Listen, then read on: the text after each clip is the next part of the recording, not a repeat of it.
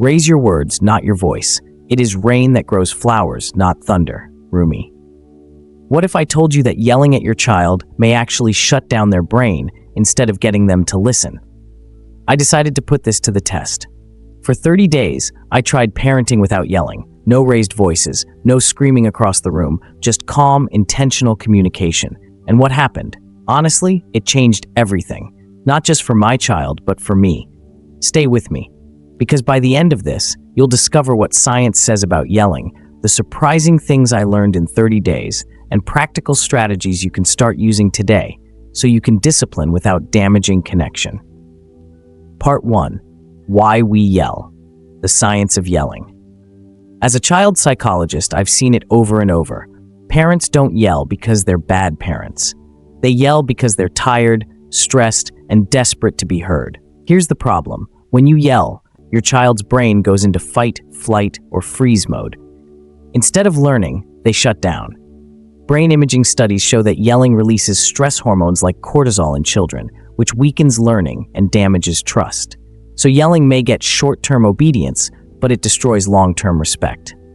Part 2. The 30-day challenge. When I started, I thought this will be impossible. My child doesn't listen unless I raise my voice. But I committed. 30 days. No yelling. And here's what I tried instead. 1. The whisper technique. Instead of raising my voice, I lowered it. Example, child, I don't want to do homework. Old me, how many times do I have to tell you? New me, I know homework feels boring. Let's set the timer for 15 minutes and get started together. The surprising result, my child leaned in to listen. 2. Descriptive praise. Instead of shouting, instead of yelling when chores weren't done, I praised any progress. Example, child puts one toy away but leaves the rest scattered. Old me, can't you ever clean up properly? New me, I see you put your teddy bear away. That shows responsibility. Can you do the same with your blocks? Within days, cooperation shot up. 3. The calm down space. I created a peace corner in my home. Not a punishment, but a place with pillows, coloring books, and calming activities. When tempers rose, instead of yelling, "You're making me mad," I said, "I can see you're upset. Let's take 5 minutes in the calm corner, then we'll talk." This taught emotional regulation instead of fear. Part 3. What happened after 30 days? The results shocked me. Day 1 to 5. My child tested boundaries. They pushed harder, waiting for me to explode. Day 10. Something shifted. They started responding faster, not to fear, but to trust. Day 20. Our home felt lighter. Less tension, more laughter. Day 30. I realized yelling wasn't about my child at all.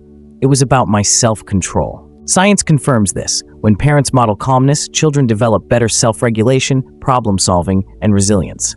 Part 4. Practical tools you can use. If you want to try this challenge, here are my top scientifically proven strategies. 1. Pause before responding. Count to 5. Breathe. Remember, your calm is contagious. 2. Get eye level. Instead of shouting across the room, kneel down, make eye contact, and speak firmly but softly. 3. Use when-then statements. Instead of yelling threats, say, "When your homework is finished, then you can play outside."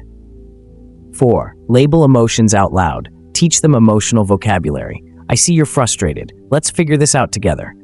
5. Repair. Don't shame. If you do yell, because yes, it happens, apologize. Show them mistakes are repairable.